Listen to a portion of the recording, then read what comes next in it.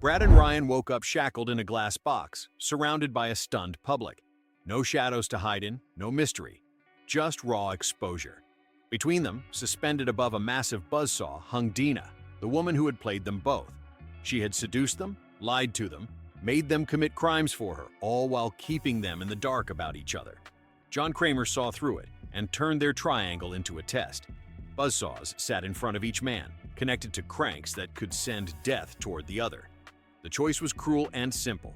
Kill your rival and save the girl, or do nothing and let her die. For 60 seconds, they struggled. Dina screamed empty promises to whichever man seemed closer to winning. But then, something shifted. They saw her for what she was, a manipulator, not worth dying for. They stopped. The cranks went still, and as the timer hit 0, Dina dropped. The blade split her open in front of a horrified crowd. Blood sprayed the glass, phones caught everything, but Brad and Ryan had already made their choice. They didn't just survive the trap, they exposed the truth. But if screaming in silence was brutal, the next trap forced someone to fight back against the person she feared most. Alex. Alex wasn't just possessive. He was violent, the kind of partner who used fear to keep her quiet and shame to keep her from leaving. Jigsaw saw the pattern for what it was. This wasn't love. It was imprisonment. And his test wasn't just punishment. It was a question. Was she ready to stop being a victim?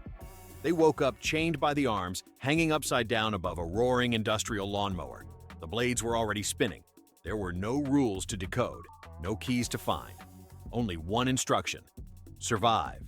The only way to live was to push the other into the machine.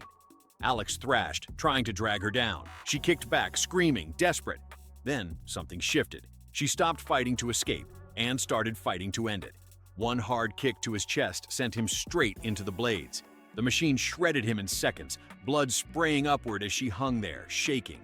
Jigsaw hadn't just given her a way out. He forced her to make the one choice no one else ever would.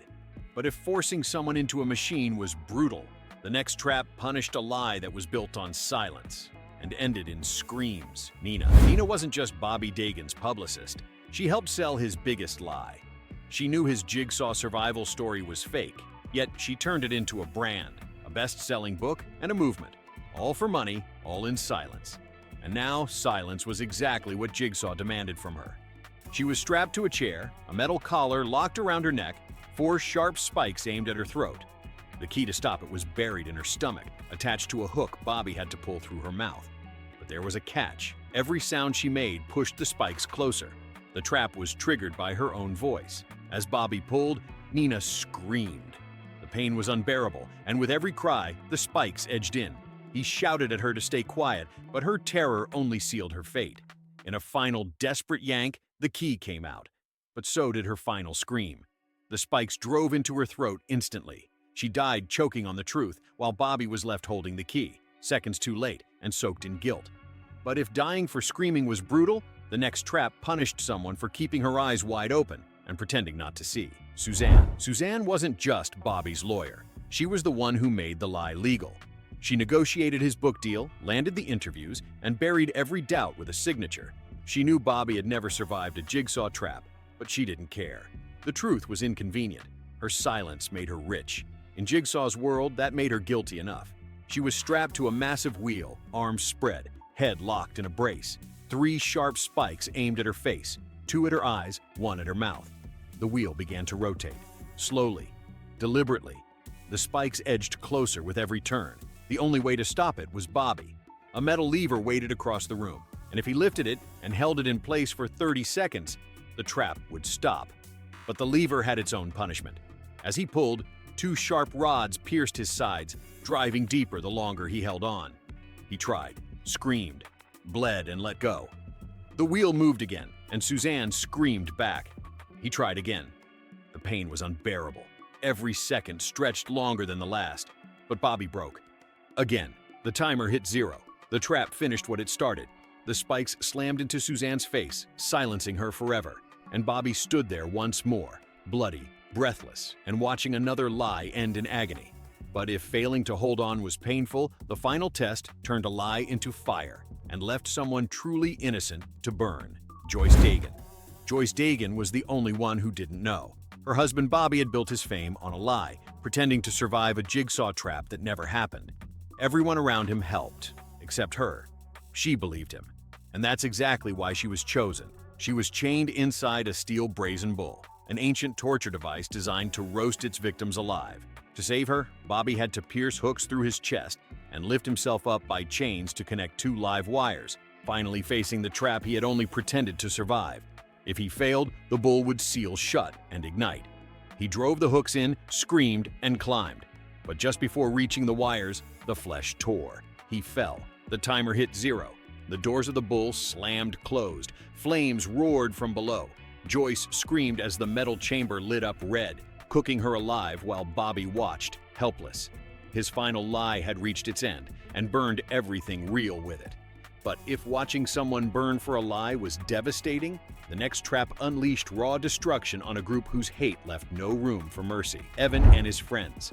Evan and his friends were neo-Nazi skinheads who used violence and hate as a way of life. They didn't just believe they were superior, they acted on it, targeting people for the color of their skin. Detective Mark Hoffman saw through them, and this time, their punishment was designed to leave no room for escape or excuse. The trap was set inside a grimy junkyard garage. Evan sat in a muscle car, his bare back glued to the seat. Beneath the vehicle, Kara was strapped to a creeper directly under the rear tire. Dan stood behind the car, chains hooked through his arms and jaw, anchored to the bumper. Jake was chained to the garage door in front. Evan had 30 seconds to rip himself free and pull a red lever on the dashboard. If he failed, every one of them would die. Evan screamed as he tore layers of skin from his back, inching toward the lever. Kara sobbed beneath him, staring straight up at the tire. Dan pulled against the chains. Jake begged for help. But the timer ran out. The car dropped. The rear tire spun fast, crushing Kara's face and tearing it apart in seconds.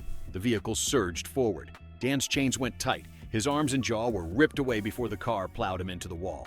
Jake was launched straight through the windshield as the garage door shattered around him. And Evan, finally freed too late, was hurled forward and killed on impact as the car smashed into a parked wreck. But if the garage was chaos and carnage, the next death was silent, deliberate, and deeply personal. Jill Tuck. Jill Tuck tried to finish what John Kramer started. Following his will, she used the reverse bear trap on Mark Hoffman, his brutal, out-of-control apprentice. But Hoffman survived, and now he wanted revenge. He stormed the police station, killing every officer in his path. He found Jill hiding under a desk, dragged her out, and slammed her head into it, knocking her unconscious. When she came to, she was strapped to a chair, arms bound. Hoffman stood over her, holding the very trap she once used on him. The reverse bear trap locked onto her head, jaw to skull.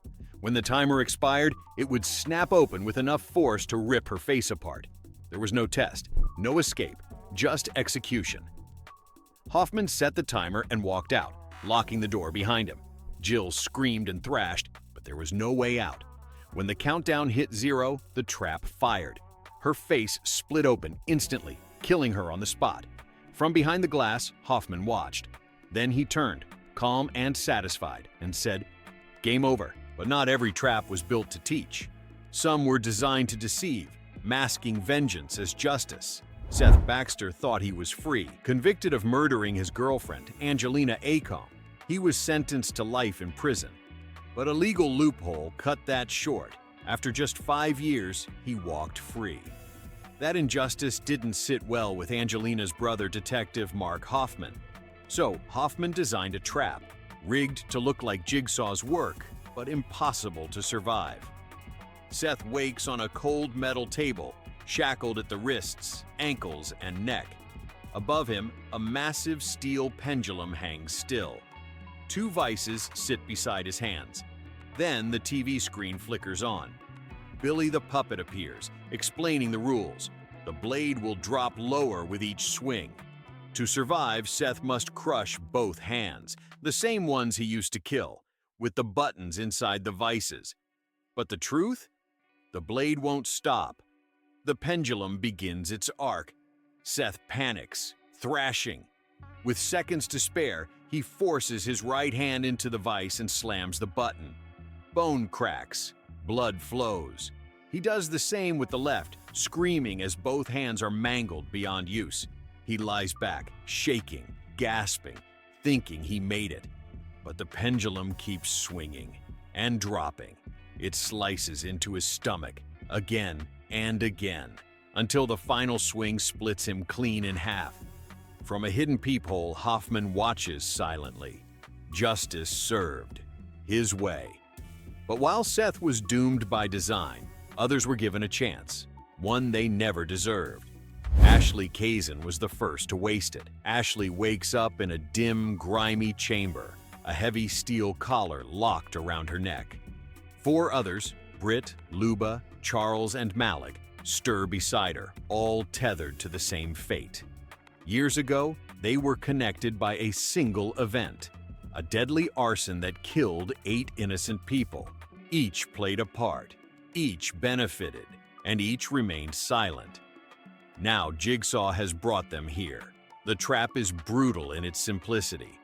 5 collars, each linked by steel cables to a razor-lined wall behind them. In front of each person sits a glass box containing a key to their collar. But the cables are threaded through a shared pulley system. If one person surges forward, the others are dragged back toward the blades. The only way out is to move together, something none of them ever did. Ashley panics first. She lunges forward, desperate to save herself. The cables snap tight. The others scream as they're yanked toward the razors. A screen flickers on. Billy the puppet appears. Jigsaw's voice plays. The timer begins. Chaos erupts. Charles yells for everyone to stop. Malik pushes back, but Ashley doesn't wait. She lunges again. In an instant, her collar rips her backward. The razors tear into her neck.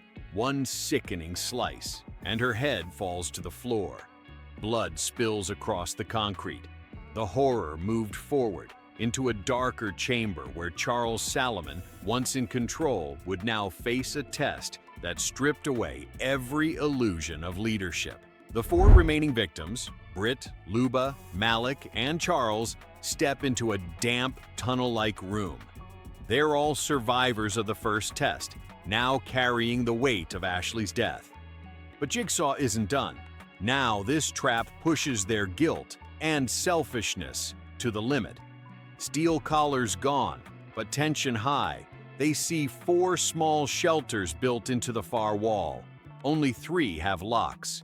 In the corners, 3 massive jars filled with nails tick ominously. Above them, dozens of glass jars hang from the ceiling, keys barely visible inside. Jigsaw's message is clear. They have 3 minutes to find 3 keys. Only 3 will survive. 1 will die. The bomb detonates when the timer runs out. Chaos erupts. Charles grabs a wooden club and starts smashing jars. Glass rains down. Luba snatches a key first, bolts to a shelter, and locks herself in. Britt follows moments later. Only Charles and Malik remain. Charles finds the last key. Malik tackles him. They fight, desperate and breathless. But Charles overpowers him, dashing into the final chamber and slamming the door shut. Malik is left alone, pounding the door with bloodied fists.